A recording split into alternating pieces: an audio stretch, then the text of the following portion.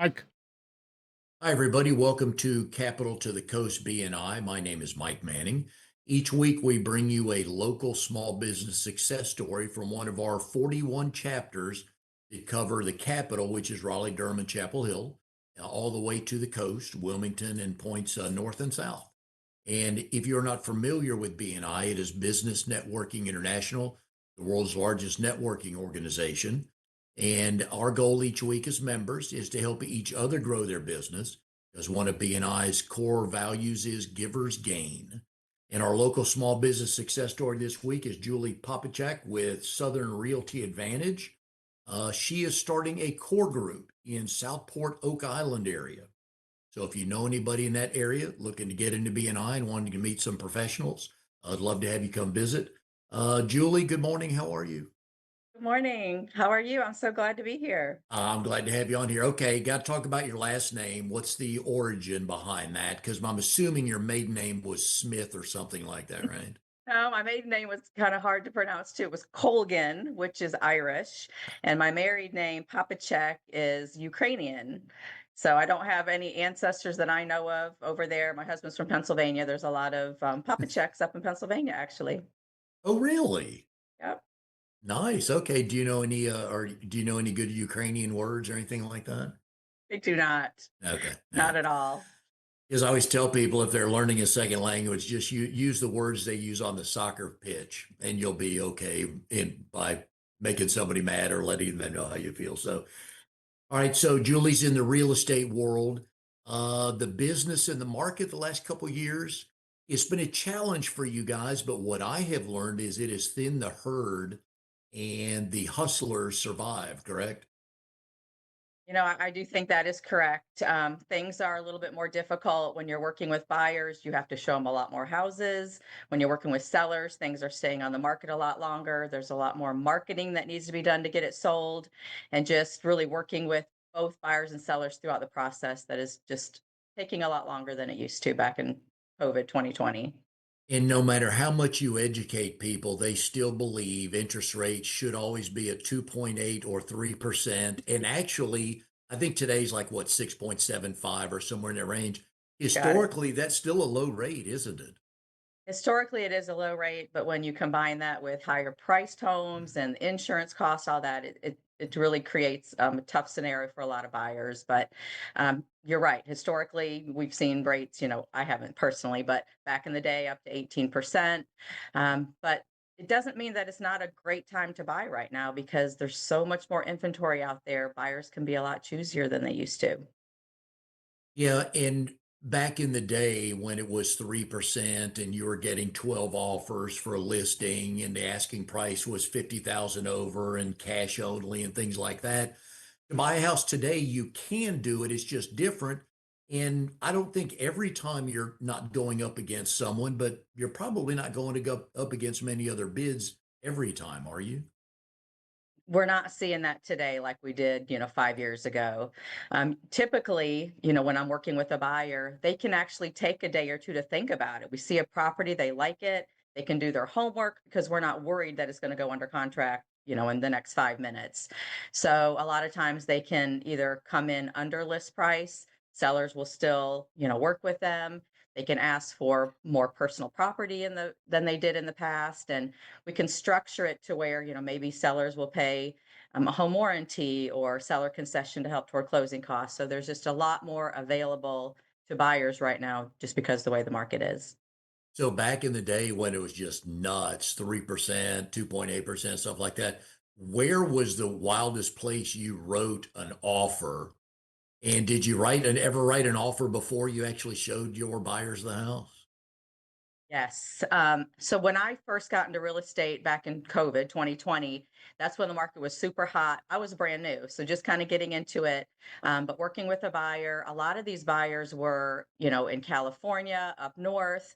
We would do a Zoom or I would do some type of FaceTime and show them the property. And they wouldn't have time to physically get on a plane and come see the property. So we would write an offer sight unseen, ridiculous amount of due diligence. I think I had one that was like $50,000 due diligence on a $500,000 property, which is pretty significant. And then if they come down here and they don't like it, you back away for any or no reason, you lose your due diligence. That's North Carolina contract law. So yeah, that was crazy days. Today we see about 1% of the purchase price as due diligence money, which is much more reasonable. If somebody does have to walk away, it's not going to hurt quite as bad as if they're putting down that mega due diligence money. So the first thing potential buyers, so if somebody's thinking about buying a house or getting ready to buy one, first thing they look at is the interest rate and they see that and they're like, oh, you hear the groans and all the, stuff like that. But so what are some of the things they can get into place to make it not so bad initially? Because we know one day the rates will go down. Right. You'd be surprised though, when I start off working with a buyer, a lot of times they're clueless. Like they don't even know what the interest rates are. They don't really know how much they can afford. They just see 5 properties they want to go look at. Well, it doesn't help anybody if I just go show them those 5 properties. So we have a conversation first. We talk through, okay, have you talked with the lender? Have you gotten pre-approved? And if not, I always give them some names so they can go have that conversation first. But yeah, how much can I afford really is number one. Number two is, what are you really looking for? What are your must haves? And then location, because Brunswick County is a big county, and if we go from one end to the other, it's a very different way of life. So I try to understand, what are you going to be using this property for? I get a lot of second homes, investors, vacation homes, short-term rentals, stuff like that. So really trying to understand what they're looking for. But when it comes to must have, I did want to tell a quick story. I had this lady, and she wanted to buy a beach house, piling home, and it had to have her must have was it had to have a staircase in the front and a staircase in the back, right? You'd think that every house has that. Well, believe it or not, it doesn't. So when I try to filter to look at listings, that's not a filter, right? So I have to either physically go over there to weed out ones that don't have staircases. Anyway, I show her like 8 properties and none of them are hitting the bill. And she's like, well, what about this one? And so I look it up. I'm like, okay, let's go look at it. And we go look at it. It has one staircase in the front. Lo and behold, she loves that one. That's the one she bought. So anyway, it's a conversation about must haves, but buyers don't always know what their must haves are, is what I learned from that. Oh, yeah. Now, when I was down at your office last week, one of the neat things I learned was so we're going to talk about commission rates. So basically, the buyer's agent and the seller's agent split 5.5 to 6% based on, I think the seller's agent sets the rate, right? That's right. Okay. With the listing conversation with the seller. Yeah. Yeah. The seller And actually is the one who makes the okay. Yeah. choices. So Yeah. you would figure then it's usually, I guess in the past, been a 50-50 split. If it's 6%, each agent gets 3%. But you guys do things different though, don't you? And you have the sign, you have the numbers on your sign. So I'm gonna let you tell us about that. Sure. So we're well known in this area. We have signage all over that says listing question mark 1.5%.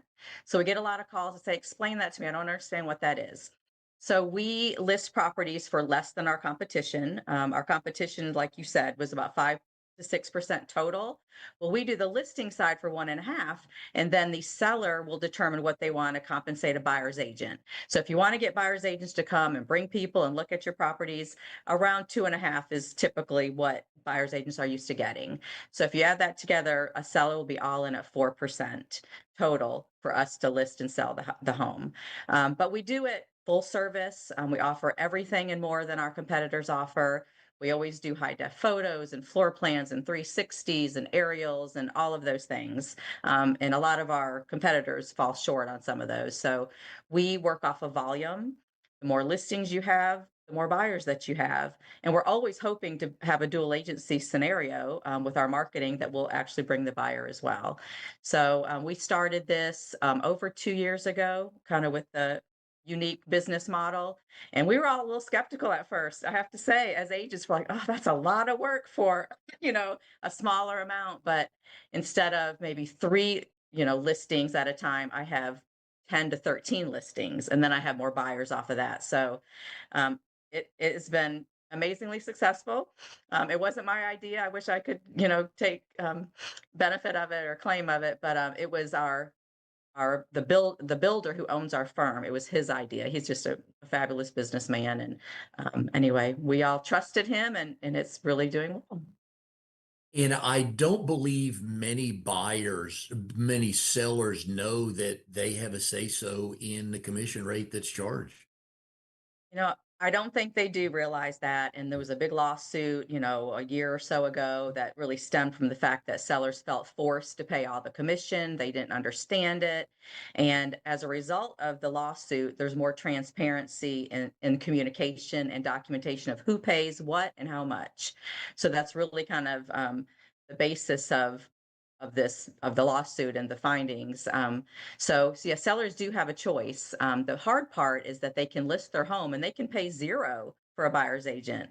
But the problem is, it's just that buyer's agents would then have to have the buyer pay the commission, and buyers aren't used to paying the commission.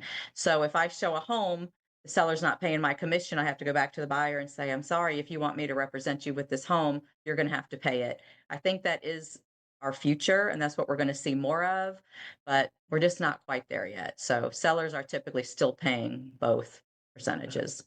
Interesting. Yeah.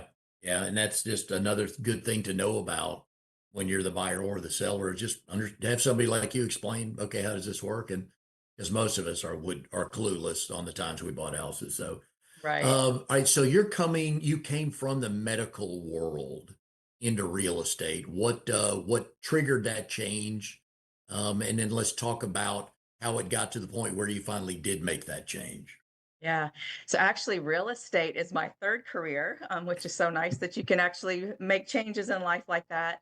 I started out in banking right out of college, did that for about 10 years, went back to school for nursing, worked as a cardiac nurse for about 15 years, did both. Half my career was hands on, half of it was management. And then COVID hit.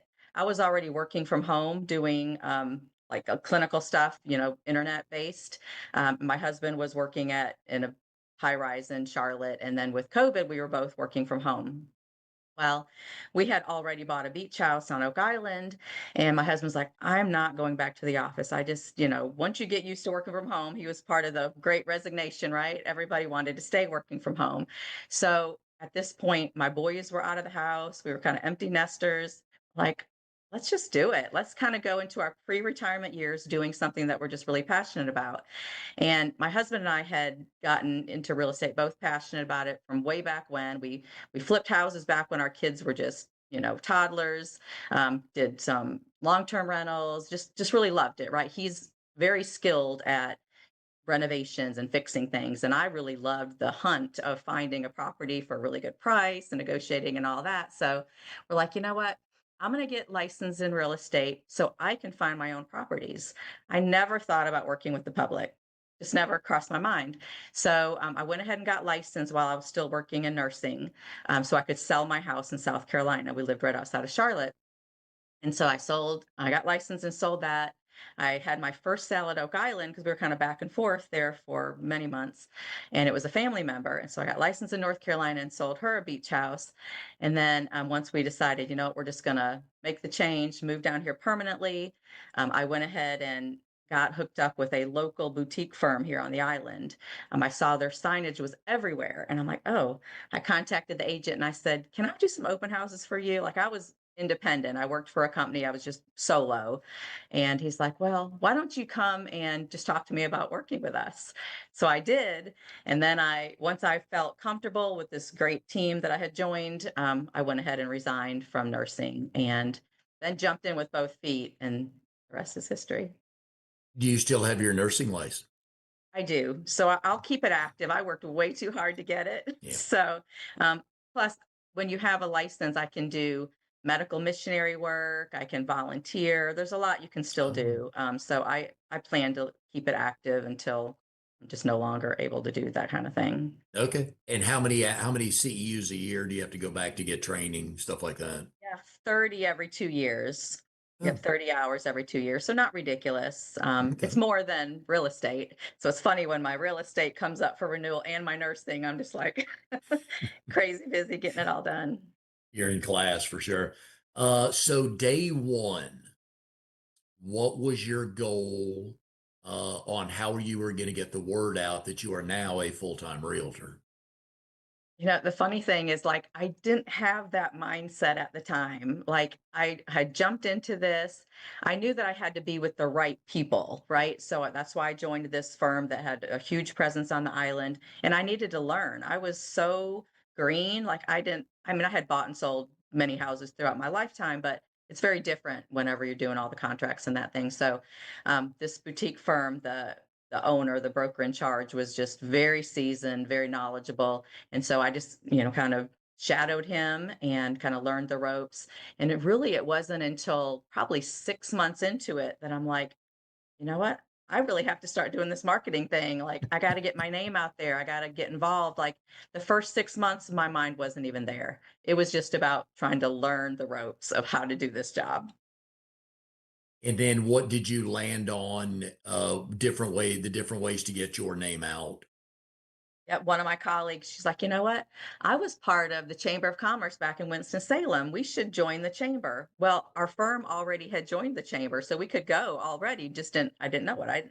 I wasn't familiar. I'd heard of the chamber, but I had no idea that it was really a networking group. And, so anyway, I started with the chamber, and then it just kind of blossomed from there because they have, after hours and a coffee with the girls in the morning, and, all kinds of things that you can get involved in, ribbon cuttings and all that. And I really enjoyed it, and then I met people through the chamber that invited me to BNI, but that was, like a year later, um, and then I got involved in a chapter that was forming in Leland, and was kind of one of the not really the founding folks that had started prior to me, but we were still a very small group at the time, and then that just grew, and, gosh, I was part of that group for a little over 2 years, and then when the opportunity presented to maybe start a chapter in Southport, which is a lot closer to me, physically on Oak Island, like, yes, that would be perfect. So that's kind of where we are with starting this chapter. I think we're up to about 8 people or so. It's going well. It's not easy. I mean, it's hard. You got to put in the work, but just being able to pick the right people for it is exciting. Yeah, you guys do have some good momentum going, and I've no doubts that this group will launch.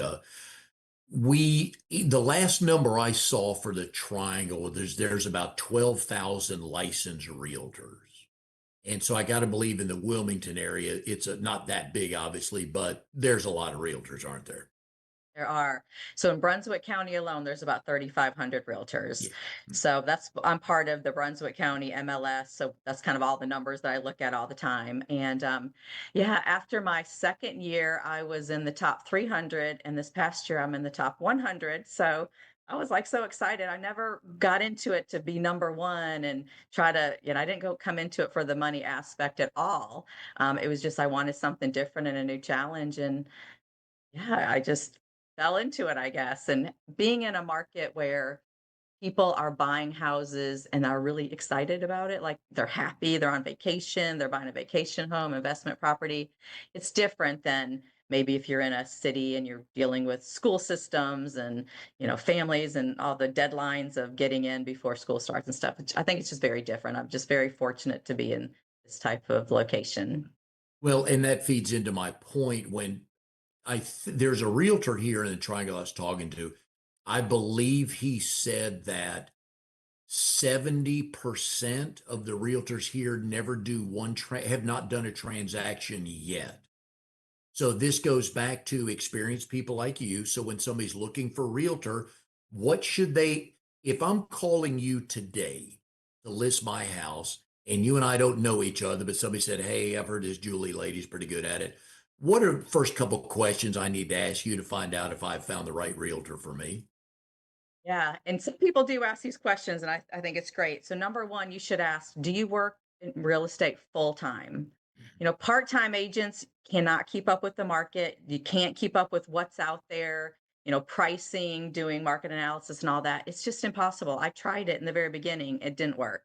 So you want a full-time realtor. I would say you want one that it doesn't necessarily have to be, oh, you have to have 10 years experience because maybe you did 5 deals in 10 years, right? Yeah, I've done, 40 deals in 2 years. So maybe not just asking the years of experience, but how much business they've actually done.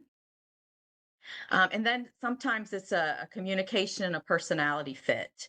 You really just want the right person that you feel comfortable with, you can communicate with, all of those things. And just I know when I deal with sellers, sometimes sellers always want to overprice their home. You feel like your house is always worth more than what it really is. Just listen to the advice that's provided. I always work off of numbers. I'm going to pull a market analysis and it's going to show homes like yours that have sold, that are active, under contract, and have sold in the last 6 months. And we have to use that information to price correctly. It's not just a wishing game. If you price it too high, it's going to sit, it's going to age, and then you're going to end up getting less or, than we originally talked about. One of the favorite people I've never met, but I hear a lot in business is oh yeah, my Uncle Billy handles that for me. And it's their IT we're talking about. And I come to find out nothing against landscapers, but Uncle Billy's a landscaper. And then come to find out, basically, Uncle Billy hooks your computer up for you. He's not your IT person. So I know you have had sellers that said, well, my friend or whoever thinks it should be 600,000, not 562,000. Oh, absolutely. We hear that all the time. It's always somebody down the street, and Yep. maybe they bought or sold a year ago, and they're just not keeping up with the market like we are. But you know what? You just listen and you appreciate the fact that they have some guidance from friends or family or whomever it is, and offer up your own. And if you're a good fit, we'll work together. But it can be challenging at times, definitely with misadvice from family members. Now, the first transaction you completed that did not involve a family member took you how long? Um, so yeah, when I first my very first deal was with a family member, so I won't Mhm. count that one. So my second deal was within my sphere of influence still. It was a friend. Not a really close friend, but a friend of mine. She was listing her house on Oak Island. Um, th- you know, the transaction piece of it was fast because the market was hot and I put it on and it went under contract in about 5 days. But it was funny because for me to physically type up the contract and do all of the paperwork, it took me 8 hours. I can do one today in 30 minutes in the car. So, you certainly get a lot faster at what you're doing, but yeah, the market was so hot when I first started. It was just things, it was great. One of my, colleagues, he was like, "Yeah, it's like I'm in a boat and all the fish are just jumping in my boat." Well, it wasn't like that for me because I was brand new, just starting out, but it definitely was a great time to get into real estate when I did. And now the market's like I'm in a boat in the water, but there's only two fish in the water, and there's 80 fishermen. Exactly, exactly. So then we're thinking, okay, Yeah. now what else can I do to market this property? So we're getting a lot more creative, I'll say, with videos and different blasts to realtors in different markets and just all these different things that we can think of to get the word out. Yeah. Um, I think I'm safe in saying this, literally every networking event you go to has many realtors.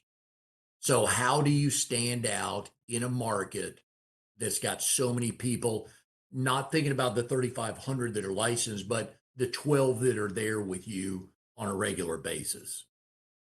It's all about just the relationships that you create. So even though there may be five other realtors in the room, different personalities, different ways of doing things. It's just, I really try to meet the new people. I'm always the one that goes up to the new person because they feel uncomfortable. Meet them, get to know them. Once we get that trust going, that's when you get the referrals.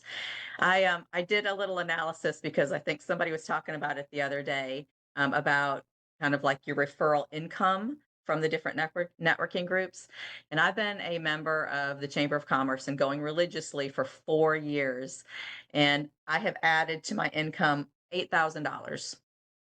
So in 2 years in BNI, I've added about $45,000 to my income. So the difference is pretty amazing. I mean, I know it's a lot more structured and all that, but the relationships that you create are deeper.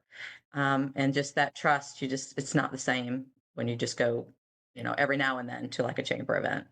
And it's probably good for you to get to know the other realtors. You may work with them one day, you represent one, they represent the other, or you may one day hire them, or they may one day decide to leave and they're an independent and they sell you their book of business or whatever. But I'm guessing you Absolutely. find a way to go meet new realtors, right? Absolutely. So, part of Real Producers, this one group that I'm in, it's all realtors. And people are like, why do you go there? It's just a bunch of realtors, but exactly the same reasons that you just said, creating those Mhm. relationships. I had a realtor that I did a transaction with on Oak Island. It was her mother, and she's an agent out of Raleigh. Well, everything went smooth. She respected how I did business. I respected how she did business. We both were like kudos at the end to each other on Facebook. And it was like a year later, she contacted me and she said, I have this buyer who wants Ocean Isle Beach. Do you work that area? I said, sure. So she referred me this buyer. And then most recently, for another person in her firm, just referred me a listing in supply. So it's like I did one transaction with her, and now I've gotten two referrals from her since then. So agents in other towns and cities can be a great referral source. And you guys can pay each other. We absolutely can. Yep. The referral fees are significant, 25 to 35% usually. So, I mean, that's a nice little extra, check that comes in every now and then. I also had a guy that I worked with, and he did a ton of business on Oak Island. And he was a little bit quirky personality. Not everybody liked him or got along with him, but I'm always the one that goes, people like that. I'm just like, I gravitate to those kind of personalities for some reason. But anyway, so we had a great relationship. And after 5 years, he moved to Durham. So now, and he had a ton of business. So, and he's really good about calling and following up with people. And so to this day, he just refers them to me over and over. So I've had more referrals last year than I've had yet. And telling you that to me is really the way to go. You really got to have that referrals not only from past clients but from other realtors, and then also working with builders is a great way to get your pipeline built. Yeah, and in the training I do with BNI, individuals or chapters, I want them to understand the value of a single relationship because at the end of the day, usually people buy people. And if somebody that says, hey, you got to talk to Julie about this. And I trust them. I'm going to call you no questions asked because I trust them. They trust you. I'm good. And sometimes it's hard to get people to understand that it's okay to meet everybody, but you build up that trust and all of a sudden your phone's going to ring. Yep, I think real estate is one of those businesses that you just don't want to find and pick somebody off the internet. I mean, you really want somebody that you're going to feel comfortable with. This is a huge dollar amount. It might be the largest purchase you make in your lifetime. So having that right person is so important. I know some realtors, and I think it's just different. I don't know if it's good or bad, but I know some realtors buy leads from Zillow and places like that. Have you tried that and do they pan out? I did. So early on, this was before I moved to Oak Island, I started buying these Zillow leads, and they are so darn expensive for one. And they were terrible. Like the people that would come, it would automatically come to your phone and they would think that you're the listing agent because that's kind of how Zillow promotes it. The listing comes up, oh, you want to speak to the agent? Hit the number. Well, I wasn't the listing agent, so I have to look up the information and people would get frustrated like, oh, I want the listing agent. Click. That was $500 I just lost. So I wasn't a big fan of buying leads.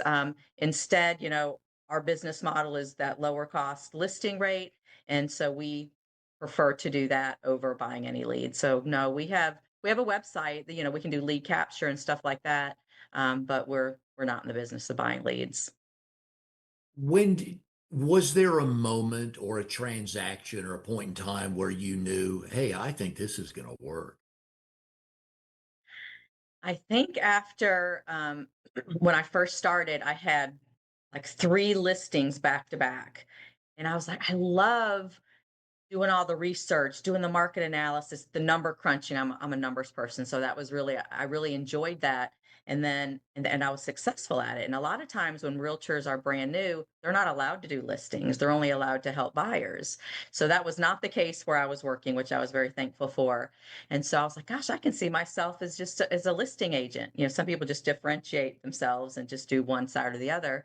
And then I started working with buyers and had kind of the same success. So really after, gosh, probably the first couple of months when things just started flowing and just the pipeline started building, I was like, I did not think it would be, I'm not going to say easy because this is not an easy job, but it was just it took off a lot faster than I expected. Like I thought, oh gosh, I have to have this big, cushion of money because it could be 6 months before you get your first deal. And luckily, I was in a position that all of that was fine. I was on my husband's insurance. We were financially fine. Um, so I didn't have that pressure, that financial pressure, but I could have made it without it because everything just took off so fast. So Well, when you had those three listings at once, you were on top of the world, weren't you? my gosh, it's you right. It's that emotional roller coaster. It's so exciting. And then it's so exciting when an offer comes in and it's not exciting when you have a listing that's getting ready to expire and it's just not you're not getting enough showings. And that's kind of the market we're in now. But you have to go through the highs and the lows, and anybody that's been in this business a long time will tell you you just push through it both, and things are going to turn back around. They already are. We're not affected at the coast, I don't think, quite as much maybe as further inland. So I have enough in my pipeline now that I haven't felt the pressure. I'm working harder. I'm marketing more, and trying to find new ways to get properties in front of buyers. But yeah, it's fine. If you had to only represent the seller or only represent the buyer, which one would you choose? I would say the seller. Yeah, I love talking to sellers and help breaking down all the costs. And this is what you're going to walk away. This is your net after everything is said and done. Because so many people don't understand, okay, the closing costs and the attorneys and the excise tax and this and that. I love going through the education process. I love helping them stage the home, declutter, depersonalize. Let's get some curb appeal, helping think through all of that. Paint your door, paint the shutters, little stuff, put some pine needles out, really giving that curb appeal. Um, and just all that's involved in marketing the house, putting in MLS, doing the pictures and the write ups and all that. That's all fun to me. I really enjoy that creative side, I guess you can really bring out when you're listing properties. All right, so if you're listing a property of any celebrity and you get to be their agent, whose house do you want to list? Oh my gosh. Um, who would it be?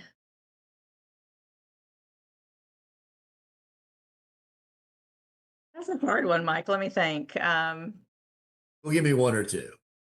It would be what's the guy? I just watched this movie. I'm terrible with names. What's the guy from Happy Gilmore? Oh, Adam Sandler. It's Adam Okay, Sandler, because nice. I would want somebody with a sense of humor, somebody that I can work with, have fun with, and help to make money. Yeah, So he would be a cool one to work with. We and watched it's that probably silly. it's probably a $30 million house too, right? Oh yeah, But yeah. We watched the second one, Happy yeah, Gilmore 2, this yeah. weekend. So that was on my mind. But I would imagine out in the LA area, a realtor's getting what at best 1% because some of those houses are so big. I don't think so. So I love in my spare time to watch $1 Million Listing and Selling Sunset. It's kind of crazy, you do real estate all day, and then I want to watch these crazy shows at night. But and they always put like their commission on there, and these are like $20 million properties. And when I add it up, they're still getting 6%. I don't think it's different. Around here, if it's like a $2 million property, that's an expensive property for Oak Island. We'll see like 2% on the buy side. Sellers still probably paying, 2.5. So we do lower it a little bit for higher dollar properties, but I don't know. I think you have to Nice. Yeah. really have the high commissions to live out there. Yep. All right. So one of my favorite questions to ask my married guest, your name, you had mentioned Steve earlier, your husband. So how did you two meet, and do you both tell the story the same way? Um, he likes to go long, drawn out stories. I'm the short and sweet. We So do. We I husbands do. was Yes. I was in college. I was at NC State. He was just starting. He had gotten out of the military. He was in the Marine Corps for 6 years. So he had just moved to Raleigh and he was just starting college. I was just getting ready to graduate. So we were in very different places in our life. But my boss at the time, I worked for State Employees Credit Union. My boss was dating my husband's twin brother. And she invited me to meet him at Alive After Five, which was it's in Raleigh. It's like an outdoor music type thing on Thursday nights. So I go to Alive After Five and meet him, and we just started dating, and we dated for 3 years. before he finally proposed. And at that time, I had graduated, started working, and he was in school working. So yeah, life was a little challenging at first because yeah, we were both just in different places. But the rest is history. We've been married since, let's see, my son was born in 1997, since 1996. So I just have to do the math. Yep, Remember how I'm many with you. years that is anymore. I just always remember the date because of my son's Yeah. birthday. So when did you, okay, so you're dating for a while. When did you think that was going to work out? We did everything together. We just were like 2 peas in a pod. So I really knew it would work out, but I think, we were both from divorced families and, he Uh, was just wanted to make sure this was right yep. before we jumped into it. So I think we were kind of smart in that respect. Yeah, then we ended up buying a house before we got married. We were in a lease and the lease ran out, whatever. So we went to an open house and people say, oh, houses never sell during open houses, right? That's what you hear. We went to an open house. It was this cute little ranch out in the country of Clayton. And we decided, you know what, we could buy this cheaper than we could rent. So we went ahead and, bought it. And I think we ended up getting married like a few months later. So it was just, we bought it right before we got married. What was the interest rate back then? I remember it specifically, it was 7 3/4. Yep. So, and we didn't blink an eye at that. Like that was normal. Okay. Yeah. 7 3/4. But the house price was way less. Yeah. And insurance and stuff was just a lot cheaper. So, but I Uh, mean, any chance you got some comments from family members about not buying a house before you're married? yes, right. That sounds risky. I can't imagine what I would tell my kids. Be like, oh, no, no, no. But it worked out. Yeah. And then we moved all around the United States with his job, and gosh, we've been all over. And yet, so you have two kids, grown and gone. You said any of them interested in the real estate world? My oldest seems very interested. Like we'll go on vacation. He's like, "Oh, how much does this cost?" And asking all these questions. And I want to buy an investment property. So he lives in Pueblo, Colorado. He's a stormwater engineer, and he's just a really smart cookie when it comes to money and finances. He's a big time saver. So he seems like he has some interest. I don't think he would ever do it full time, but I think he wants to learn enough to be able to buy investment properties and stuff for himself. And then my youngest, he's a welder in Gastonia, and he's the opposite. He spends money before he even gets it.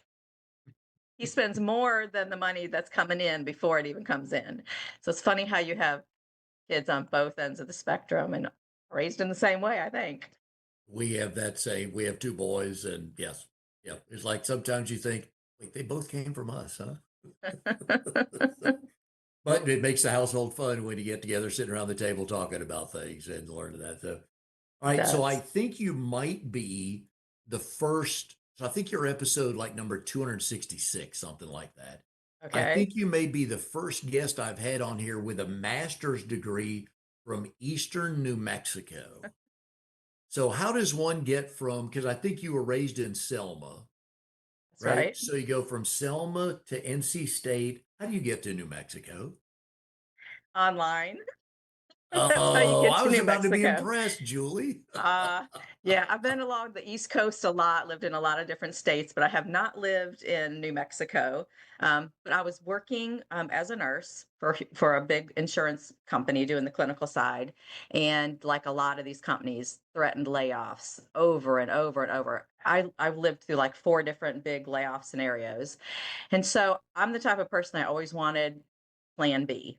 I always wanted something on the back burner, and so I'm like, you know what? I was always a good student. I loved school.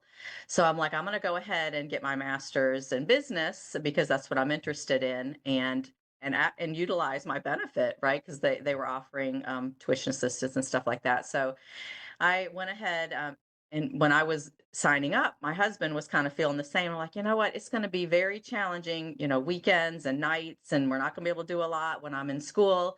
Why don't you do it with me? Misery loves company, right?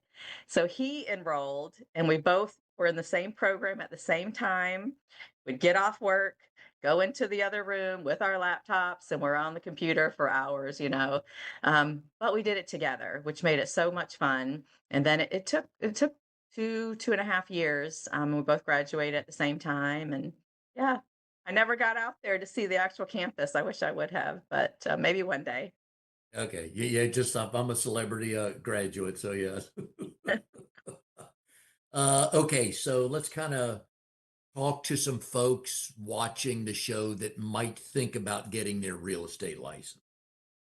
So give me five activities or things you do to market your name, because people, they're probably eventually going to find out what company you work for one day, but at the end of the day, they're buying you. And this part of the business is challenging for me, the marketing side. But first of all, you have to have a social media presence. I don't love Facebook, I don't love Instagram, all that, but I do it because you have to be visible to people. And that's the first place they go to see if you're legit. So a business Facebook page, a personal Facebook page, an Instagram page, and I have a YouTube channel. I'm not super active on the YouTube channel yet, but it's a great place when I do videos. I can post videos up there. So videos is, I guess, would say number two. It kind of goes along with the social media, but um, doing videos was not really something I was excited about. I don't really like seeing myself on camera, but at the BNI chapter that I was part of in Leland, we had a marketing group, Air Media, that Abram. Yep. Abram's did been on the show. videos and all of Abram that. Bryan with Air Media, folks. HEIR, Air Media in Wilmington. You would like them. Please find them if you want to do videos because they know what they're doing. They do, and they're family owned, hence the name HEIR Air Media. So they came down and they did videos for our entire firm, and then I did videos just specifically for me. We posted them on our YouTube channels, and then doing videos specifically with houses. So getting in front of the house and having the videographer, do videos specifically and posting them all over the place. So that certainly helped. Your website. So having a website that you can capture leads on shows all of your listings, your bio, all of those things. What else? Networking. Yeah, just the networking groups that just get involved and get involved early. That's the one thing that, like I mentioned earlier, it took me good 6 months to realize that this is something that you got to do. And then just get involved. And then it's not a chore. It's you'll enjoy it. You'll be excited to go. In the beginning, it's you feel a little uncomfortable when you just don't know what to expect. But yeah, getting involved, volunteer work, and then just social activities that you enjoy. I do book club. I go to a workout place. I do a couple of different exercise classes. I've gotten leads and referrals from all of those, not because I'm trying, but I just know these people, right? From fun activities that you do that you want to do anyway. So that gets your name out. And then every advertising piece that makes sense to me, I do radio, menus, having your business card on menus in the restaurants here locally. We do bench marketing. So the benches that sit out front of restaurants, have our um, advertisement on there. So, and then I talk to people and they're like, oh, I see you everywhere, all over the island. Your signage for the real estate signs, open house signs with your face on it, magnets with your face on it on your car, all of that. Is how I've done it. And you just keep trying new things. Like, okay, well, I don't know if this is really working, but I'm going to try something else. And we have a big billboard down Highway 211. Billboards can be very expensive, but put your face on it, even if you don't want to. You got to have your face on the billboard. And then we had our, value prop, our 1.5 on there. So between the faces and the 1.5, we've gotten so many phone calls just off of that billboard. And we only have one. Some people have multiple, but one was within our budget and it's working well for us. Very nice. So I And don't I know if that was always, five. That might have been no, more than five, Mike. no, but that's what we're here for. Yeah. I always say when I'm headed your way, depending on how I drive down there, I see James Diaz's billboard too. Yes, yeah, So, he does well with that. He certainly oh yeah. does. Oh yeah. So if somebody's thinking about being or getting their real estate license and wanting to be a residential realtor, give us a couple things they should have in place or be prepared to do. Let's say prior to taking the class and the exam. Yep. It's funny because I've actually had several nurses reach out to me that I worked with in previous life, and they're like, "I'm thinking about this. What do I do?" And most already have this in place, but you have to have your social media stuff already set up and being involved and have followers. You don't want to set that up after you're licensed. That's probably the first piece of it. The second is if you're not already involved in, you know, committees, volunteer groups, different things, get involved. You want to already have that established. And then when you get licensed, you can say, hey, by the way, I'm licensed now, and bring up that conversation. So those are probably the two things. Number three would be have your finances in order, especially if you're, a single person, and then you're going to be working 100% commission based. You don't know when your next paycheck is going to be. You have to be prepared for that. Have a cushion, be ready. Have 6 months, set aside. You might not need that. Hopefully you won't, but you don't want the pressure of having to have a sale when you're really just trying to do what's right for the buyer or the seller. Yeah, we find that generally in business anyways, that if you go in underfunded, you're doing things, not that you're cheating or doing anything illegal, but you're doing stuff you probably wouldn't have needed to do if you were properly funded and you knew I've got 6 months, so I don't have to stress tomorrow morning. I will stress, but I'll have to stress 100% tomorrow morning to pay my house note. Yeah, Yep, I think that's absolutely. wonderful advice, right? All Yep. right, folks, we've been putting Julie's phone number up here. If you are in the Wilmington area, and so Julie, Southport Oak Island is south of Leland, which is south of Wilmington. Correct. Brunswick What's your County. Brunswick County? All right, folks. So Brunswick County, if you live there or you have family, friends, or clients either living down there or wanting to buy a property down there, you need to find a veteran, experienced realtor like Julie. So we've been putting her number up there.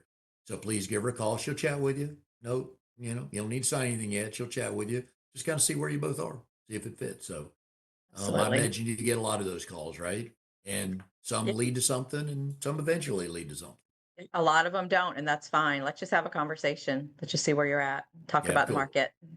Well, Julie, it's been fun having you on the show. Love the realtor stories about what that life is like at 100% commission and you're battling 3,500 competitors. Thank you so much. I really enjoyed it.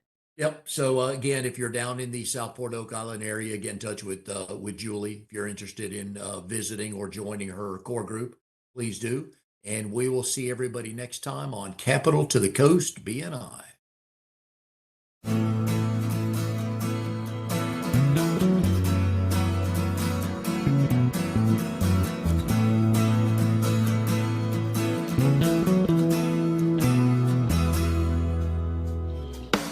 You are tuned to the Nissan Communications Network. If you tuned in too late, you can always watch each program in its entirety or download an MP3 audio file of it in the archives section at nissancommunications.com. Don't forget to subscribe to our YouTube channel, follow us on Twitter, and like us on Facebook.